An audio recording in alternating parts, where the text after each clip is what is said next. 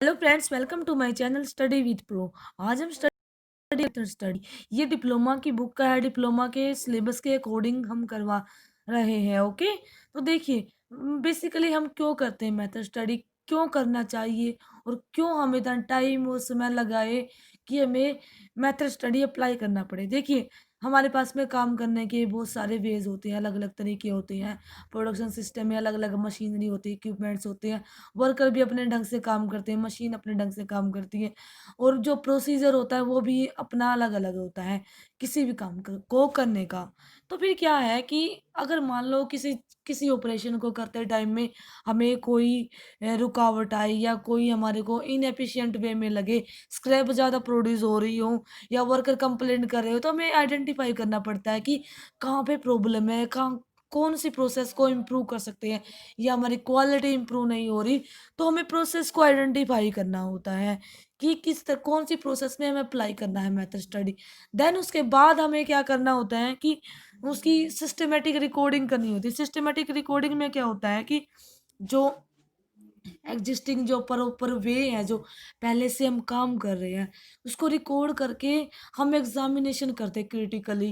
Because एक-एक step को देखते हैं कि किस तरह से क्या-क्या रिड्यूस कर सकते थे, क्या एलिमिनेट हो सकता था, किस चीज़ को बेटर कर सकते थे। तो ये सारा हम ऐड ऑन कर सकते हैं, ओके? एग्जामिनेशन करके क्रिटिकल। और उसका जो एट लास्ट में जो हमारे को क्या बेनिफिट मिलेगा, उसको अप्लाई करने से हमारे जो ईज़ी वे डेवलप होगा हमारा काम करने का। बिकॉज़ अगर कोई कॉम्प्लिकेशन है किसी काम करने में, तो हम ईज़ी और इफ़ेक्टिव मेथड को अप्लाई करेंगे, उसको निकालेंगे, ढूँढ निकालेंगे, ठीक है? तो इस तरह से हम मेथड स्टडी इसलिए अप्लाई करने हैं। और जो हमारी कॉस्ट है, जो ओवरऑल कॉस्ट लग रही है प्रोडक्शन सिस्टम में, प्रोसीजर में या किसी प्रोडक्ट को बनाते टाइम में, तो वो हमारी कम हो जाएगी, ओके? तो ये तो थी हमारी मेथड स्टडी। देन आता है ऑब्जेक्टिव। क्या-क्या मेन ऑब्जेक्टिव है, क्या-क्या हो सकता है मेथड स्टडी को अप्लाई करने से। देखिए, मेथड स्टडी को अप्लाई करने से हमारे जो काम करने के पहले से वाले जो तरीके हैं, इम्प्रूवमेंट होता है। बिकॉज़ देखो, कोई भी हम काम करते हैं तो उसको टाइम टू टाइम हमें इम्प्रूवमेंट चाहिए ही चाहिए। बिकॉज़ अगर इम्प्रूवमेंट नहीं हुआ तो वो काम करने का कोई फ़ायदा ही नहीं है। जैसे आज हमने कोई काम किया तो नेक्स्ट डे उससे चाहे थोड़ा-सा ही इम्प्रूवमेंट हो, इम्प्रूवमेंट चाहिए। लेकिन अगर कहीं पे प्रॉब्लम आ रही है, तो उसको तो हमें इम्प्रूवमेंट करना ही करना है। देखना पड़ेगा कि कहाँ पे प्रॉब्लम है, क्या प्रॉब्लम है, तो उसको बेटर वे से यूटिलाइज़ेशन हो, हमारा मैन का, मटेरियल का, रिसोर्सेज़ का जो भी है, तो प्रॉपर वे से वर्क हो तो हम उसको अप्लाई कर सकते हैं। तो देखिए, मेन ऑब्जेक्टिव क्या-क्या हैं, ये मेथड स्टडी को अप्लाई करने के बाद हमारा जो क्या-क्या इम्प्रूवमेंट हो सकता है। देखिए, जो हमारी वर्किंग प्रोसेस है वो स्टैंडर्डाइज़ हो जाएँगी, वर्किंग इम्प्रूवमेंट हो जाएगी, ठीक है? पहले से बेटर वे में वो काम करेगा, ओके? जो हमारा जो हमारा वर्क प्लेस था, लेआउट था, जो काम करने वाला जो लेआउट था, जिस तरह से हम काम कर रहे थे, वो भी पहले से बेहतर बनेगा। और जो हमारी वर्किंग कंडीशन जहाँ पे हम काम कर रहे थे, वो पहले से अच्छी हो जाएँगी। देन जो वर्कर मान लो अगर वर्कर कंप्लेंट कर दे किसी काम को लेके, तो अगर हम उसको इम्प्रूवमेंट करेंगे या वर्क प्लेस को बेटर करेंगे, तो उनकी ऑटोमेटिकली वर्कर के लिए जो वर्किंग कंडीशन है, वो बेटर होंगी पहले से।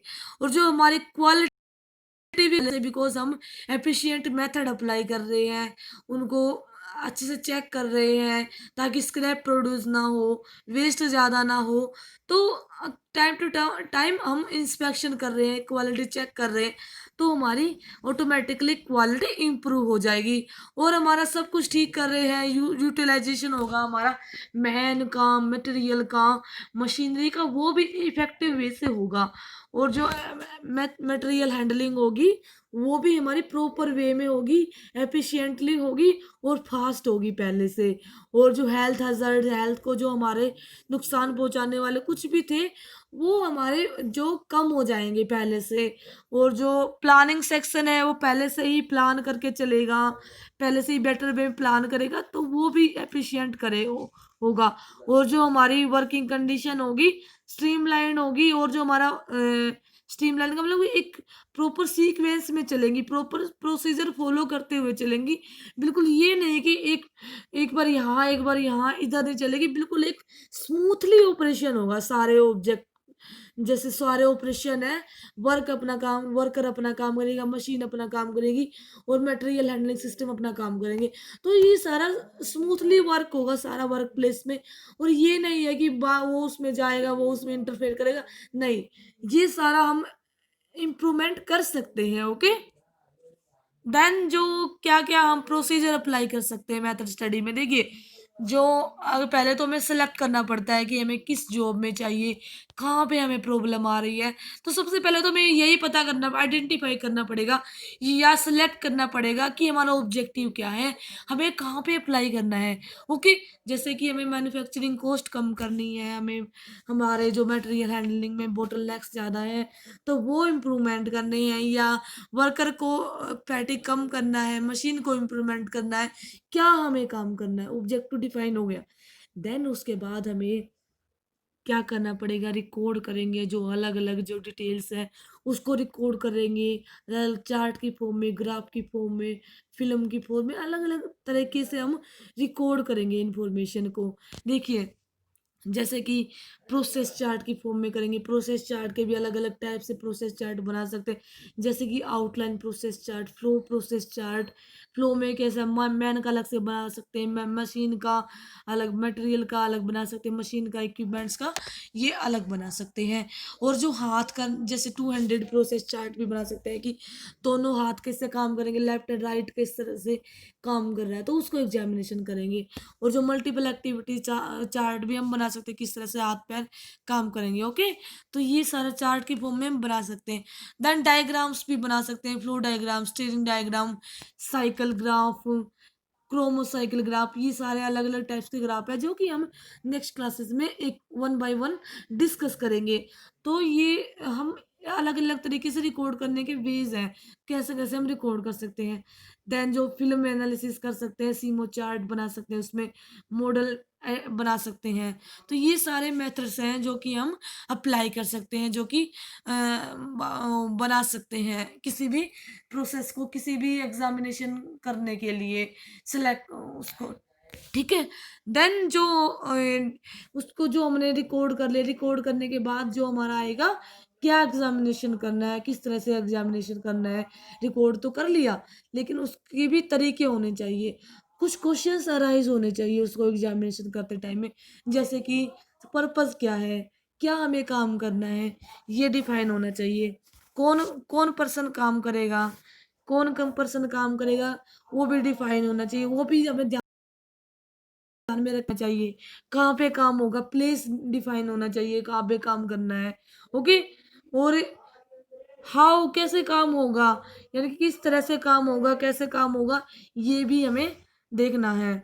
देन जो सीक्वेंस है, ये भी सारा माइंड में, सीक्वेंस और सब कुछ माइंड में करके तब हमें एग्जामिनेशन करना होता है, जो हमें रिकॉर्ड करा, जो हमें सारा प्रोसेस चार्ट की उसमें रिकॉर्ड कर उसको एग्जामिनेशन करने टाइम में।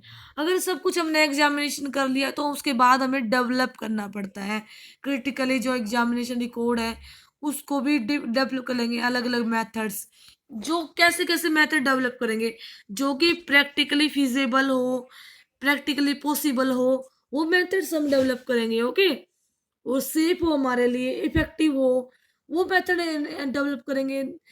अलग-अलग जो मेथड जो हमारे स्टडी करने के बाद अलग-अलग मेथड्स आए, तो उनमें से हम डेवलप कौन-कौन से मेथड्स को करना है, तो वो देखेंगे।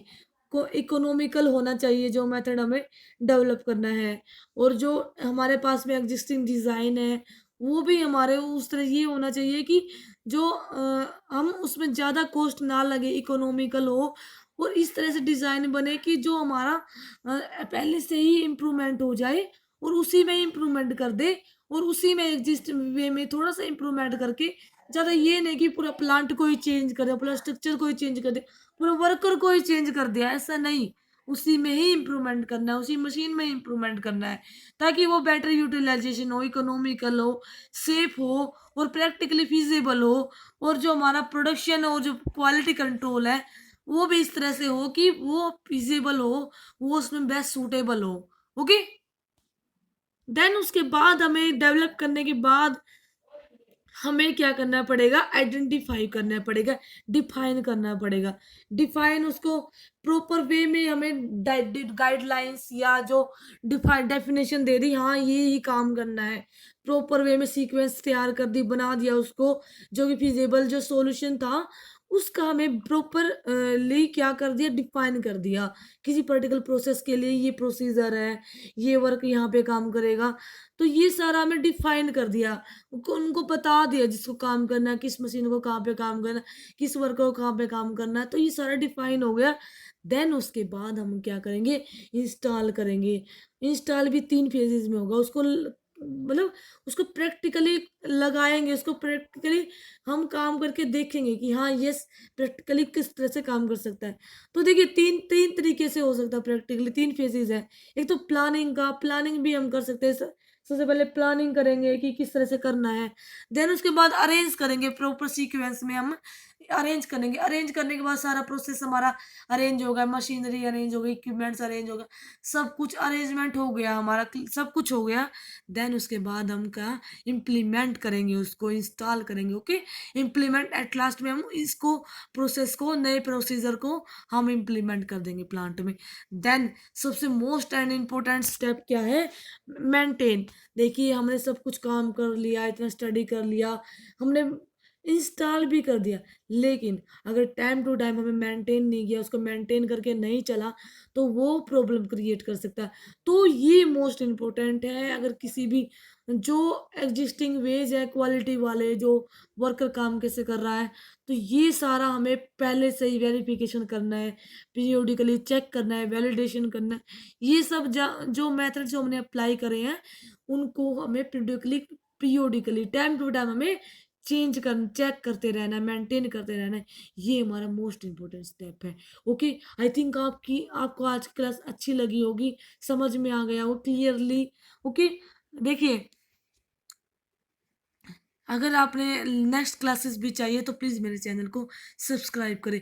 अगर वीडियो पसंद आया है, लेक्चर पसंद आया है, तो लाइक करें एंड शेयर करें। Okay, thank you.